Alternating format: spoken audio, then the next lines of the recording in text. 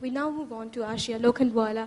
Ashia, let's talk a bit about your show Rights, Rights and Rewrites, which had traveled in 3 universities, which I'm certain had very different audience, because you had been representing Indian video artists, Indian women video artists in spaces that are not regular galleries, but universities where you have a very different kind of audience. Could you talk a bit about that? Yeah, sure. The show Rights, Rights, Rewrites marks a particular time in Indian history, which is 2004, when video art was just coming to the helm in the sense. And the reason I chose video is also quite specific, being at Cornell, and the fact that if the work had to be transported, what would the medium be itself? The history of Lakire actually, as a gallerist, had worked with many of these artists, so they were known people, and they were, whose rhetoric I knew. And at that time, actually, I was reading a lot about video art and the fact that this show actually, it's called Rights, as in rights, rewrites. It's women who are actually marking their bodies from the ritual to rewriting their own histories. So the whole idea was actually looking at the second generation of video artists that were actually marking themselves within the realm of video in the context of narcissism. So, yeah, it was quite interesting actually, because it was my first show that I showed at Cornell, and one of the pieces was the seminal piece Bird, Sonia Khurana, and I had my professor come down and say, hey, this looks like something from the feminist history from 1970s video art, because she has a 16mm film and, she has a naked abject body and she's trying to fly and it just made me think that, hey, they don't know what happened in India. This was in 2000 and the artist, I'm not sure, knows about this particular history. But this work caused such an uproar in terms of what happened in India in this particular context and the criticality of the work. So it's quite interesting, the kind of responses that I got at Cornell, and it made one realize the art history and the timelines are so different and so fine. And as a curator, you really, really need to think about this very specifically. I won't really go into the history of Lakire, because I think all of us know about the history and at which point of time Lakire came into being. Could you talk a bit about Lakire's extensive programs? I mean, your approaches outside the gallery and the kind of gap that you're trying to bridge with the surrounding neighborhood. Could you talk a bit about that? Actually, one thing I'd like to say for all those who know or have never had the chance to visit Lakire, it was actually on the main road. And actually, that's it's been a very critical political stance, and from where actually I've grown and moved on in my career. Because being on the pavement, I had a large pavement outside the gallery, I used it as a space of interaction. And I felt that a gallery can't just be a space as a white cube space, and it had a responsibility.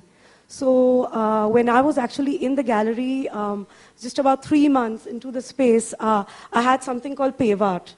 And I have some friends here who also participated, because I felt that I needed to get my neighborhood, school, children, people who had never been from my building to come and participate in my gallery program.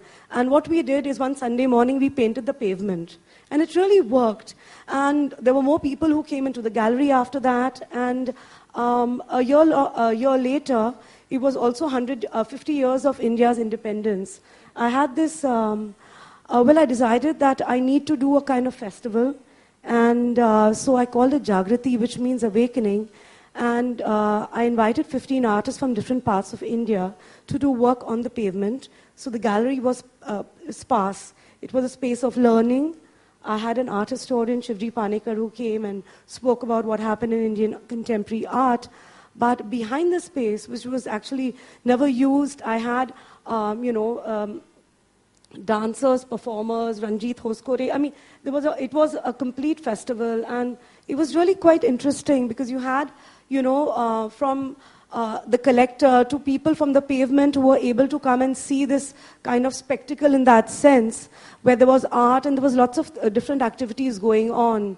And this is where I actually got interested in the Biennale, and that the fact that you need social spaces, you know, in the critical realm, which might not be available within our infrastructure. Is it also something that you sort of brought up in your thesis? You know? Yeah, actually I've been, from the gallery, I went, this is in 1999, I went to Goldsmiths and, you know, in the curating degree, yes. So I did do a thesis on the dissertation, and I kind of followed it up through, pretty much through Cornell. So it's something that I do believe that even though I do kind of curate within the gallery spaces, that the biennales and the large-scale exhibitions are really important, and especially in the public realm. And I've just done 2 projects recently. I mean, I think. Well, yes, we'll talk about the last 2 projects. You mean all that is all against all arts, and the one just before that. Would you like to talk about those 2? Yeah, sure. But before that, could you just talk about a bit about Lucky Ray's operation, because you have been operating Lucky Ray on your own. I mean, you have been heading it. And since the bureaucratic pressures are not there, what kind of experiments were you doing in Lucky Ray? Well, I think having a gallery at that time, 1995, was quite specific. It was a time pre-market. So there was no pressure. Everything was very comfortable. But what was happening at that time is there was an explosion of material. Rice paper and, you know, for example, Sharmila Samant using egg shells, and Kaushik Mukhopadhyay using found objects, and, you know, all of that. And there was a lot of play. It was very easy. It was very comfortable. And I feel like when I started getting interested in art or curating, it was not with a sense of purpose in that sense, but much more pleasure and a lot of play. So I think my exhibitions went on and kind of moved towards a certain kind of direction, coming from the inherent work of the artists themselves. So I felt it wasn't planned that I would be doing, you know, or Monali, who was working with performance. It wasn't planned in that sense, but it came much more from the process of the artist itself. Yes, so yeah. There was a prominent shift from the authorial, from the didactic relationship between curators and artists into a much more participatory kind of experiments where more than one voice started to exist. I mean, it's not just the curator, it's the artists as well. You gave them enough liberty. Actually, my practice as a curator came about not in a forced sense of somebody who is deliberately putting together, you know, an exhibition, but much more, as I think Gayatri and Chaitanya says, as a collaborator. You want to facilitate something, you want to make it stronger, you need to give feedback and response to the artist. So putting together exhibitions that made sense, that were maybe, for example, also saying something sometimes the artist had left out, or bringing it through. So it wasn't a deliberate forced practice in kind of engaging with the artwork. So does that answer your question? And so then it's much more natural. And even now, I think when most of us work with artists, it's more functional in a level where it's open, you're not dictating terms, or there is, you know, it's a collaborative process in terms of ideas and an exchange where one, you know, responds to each other. So, yeah. Could you talk about all that is solid melts into air? Because I particularly remember its significance. Yes. I'm almost... Ashia.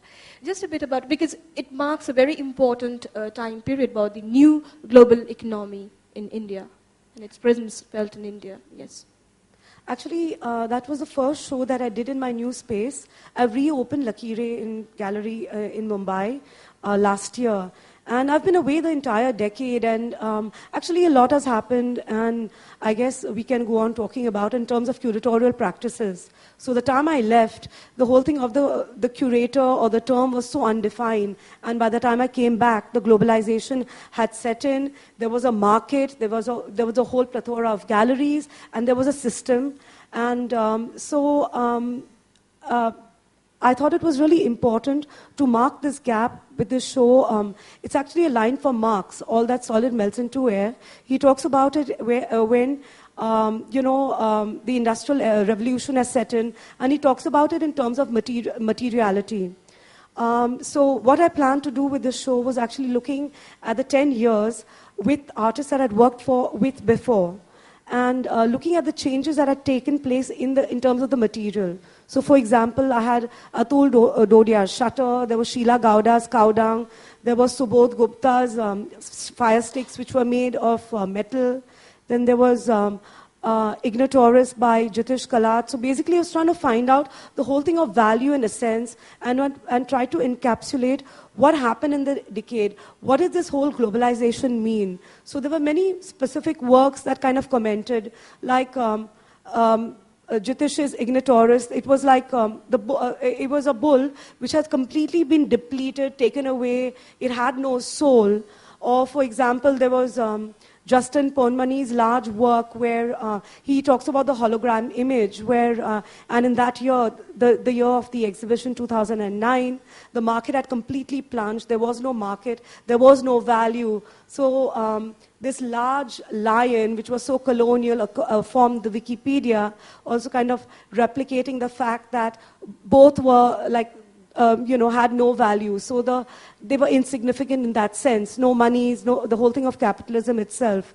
So it was kind of a very interesting coming back for me to kind of place this show in the realm and kind of reopen my space. So. Thank you, Ashia.